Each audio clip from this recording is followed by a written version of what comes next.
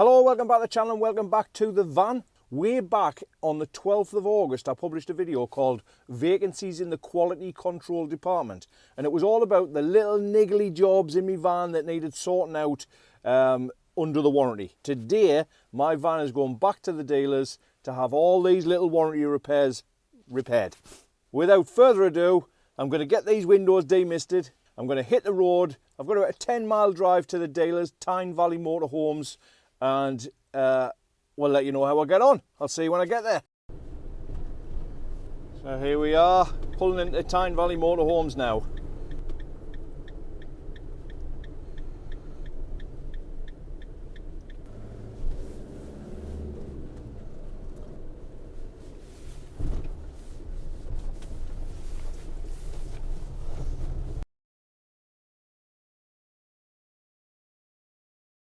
Yesterday, I took my van into Tyne Valley Motorhomes with a list of things I wanted either repaired or replaced under the warranty. Way back in August, I made a video called Vacancies in the Quality Control Department, and it was just mentioning all the little things, just tiny little problems that I thought needed to be repaired or replaced under the warranty. So I took my van in yesterday to Tyne Valley Motorhomes to get these things done. By the time I'd picked my van up, it was dark, I'd lost the light, and it wasn't worth trying to record a video then. So this is the next morning. It's a nice bright sunny morning, although a little cold, hence the coat. So we'll jump straight back into it. Now, not everything on my list has been repaired or replaced, so I'll explain as I go. So let's cast our minds back to August, when I originally made the list of things that need repairing.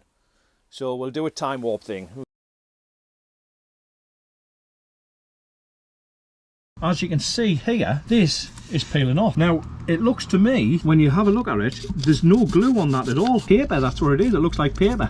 So, as you could see from that little clip of video, the wood grain pattern was peeling off that cupboard door. That cupboard door was due to be replaced. I haven't checked it out yet. Let's go at the back of the van now and see how they got on.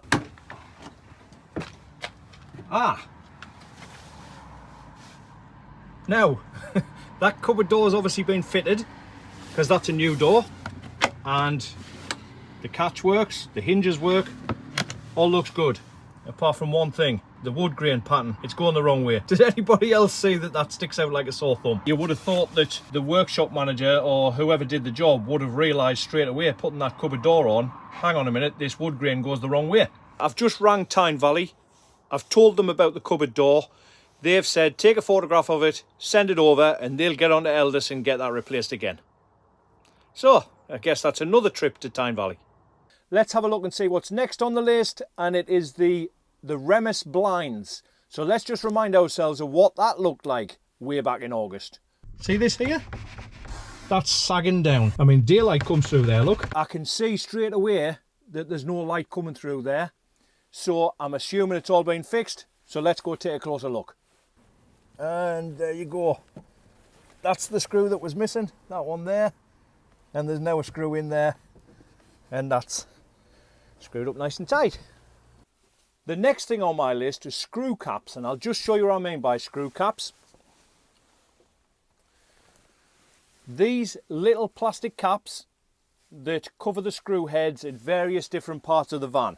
Now, there were a couple of these screw caps were missing when I got my van, and I explained that to them, and they said next time I went in they'd just replace them.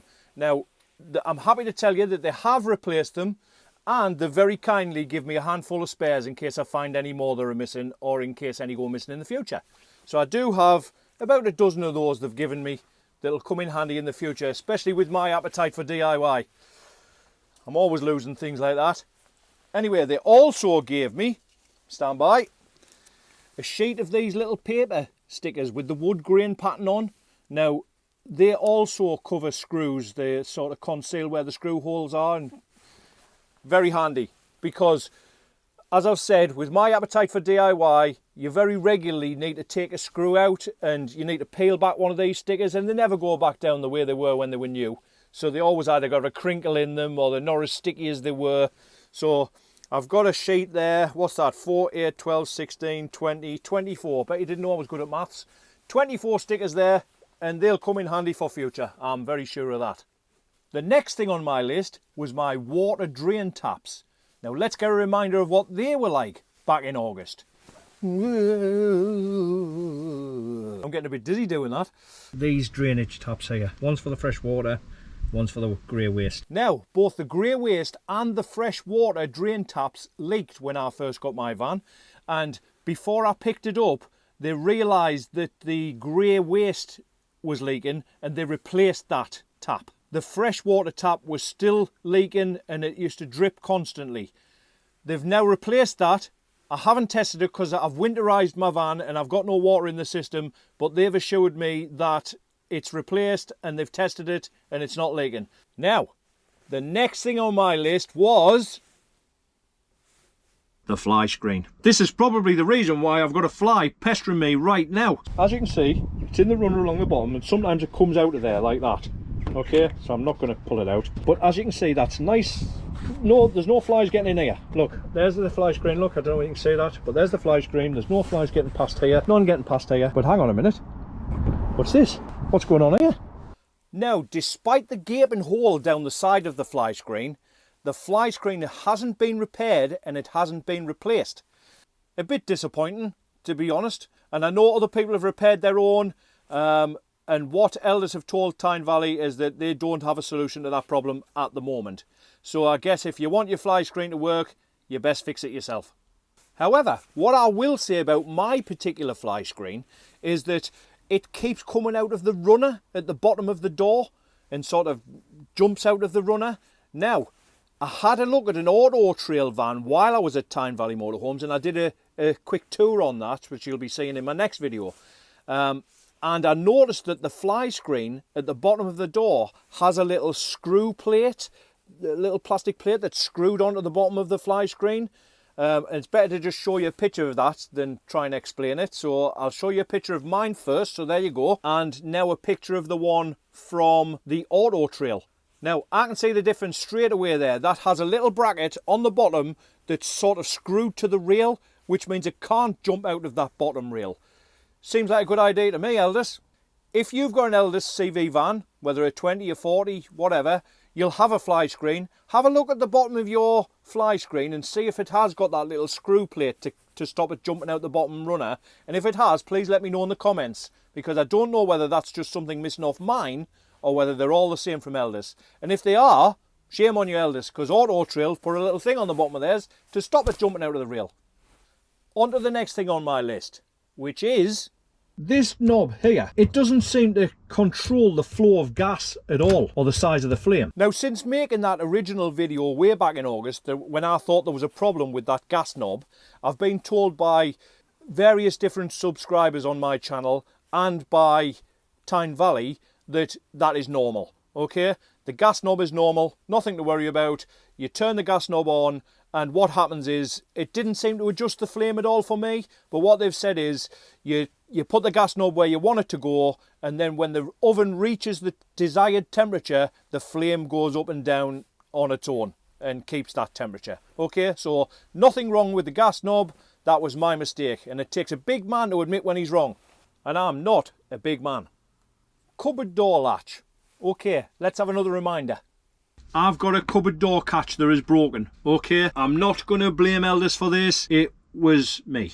You see in here, I'm just going to show you, these catches that you push down, you push that down and then you can open the cupboard. Now that cupboard door latch has now been replaced by Tyne Valley, despite the fact that I broke it. It wasn't really a warranty repair, but I broke that latch. They've replaced it free of charge, so I'm very happy with that. So, way back in August, and I can't remember whether I mentioned the water level indicator. Now, if I didn't mention it in that video, I definitely mentioned it in a different video whereby I tried recalibrating the water level indicator because mine was as good as useless. They said that these water level indicators do work.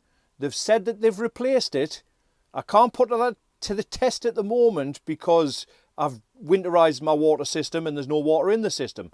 But they've said they've replaced that water sensor, they've tested it, and it works fine. Now, all I know is at the moment there's no water in my system, and I know there's no water in my system because my taps are still open and the boiler tap sort of release to drain the system is still open, so I know there's no water in my system at all.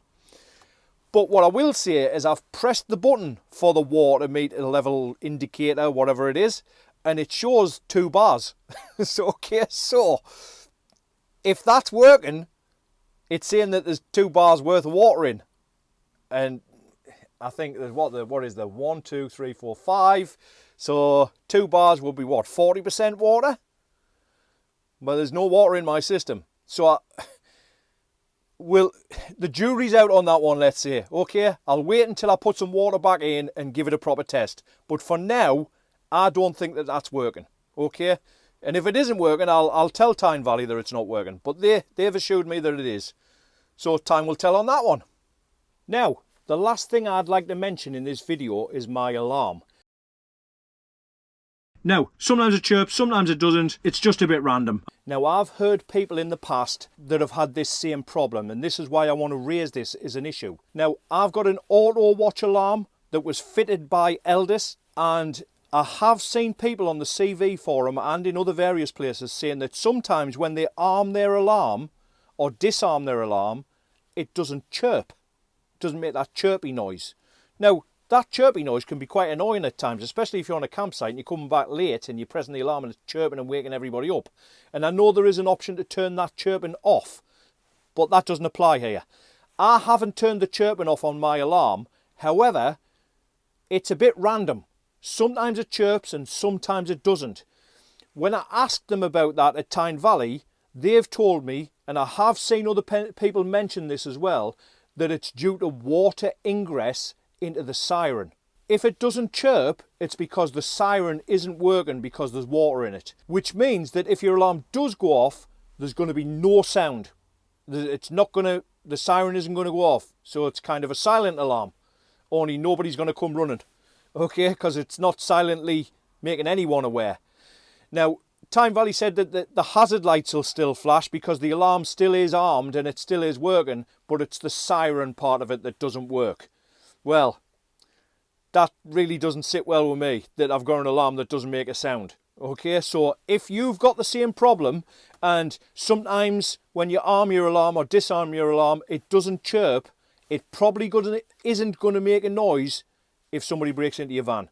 So please get that checked out for yourself. If you do have that problem now, or that becomes a problem for you in the future, because they did say that they have had other people come in with the same issue and they've had to replace the siren.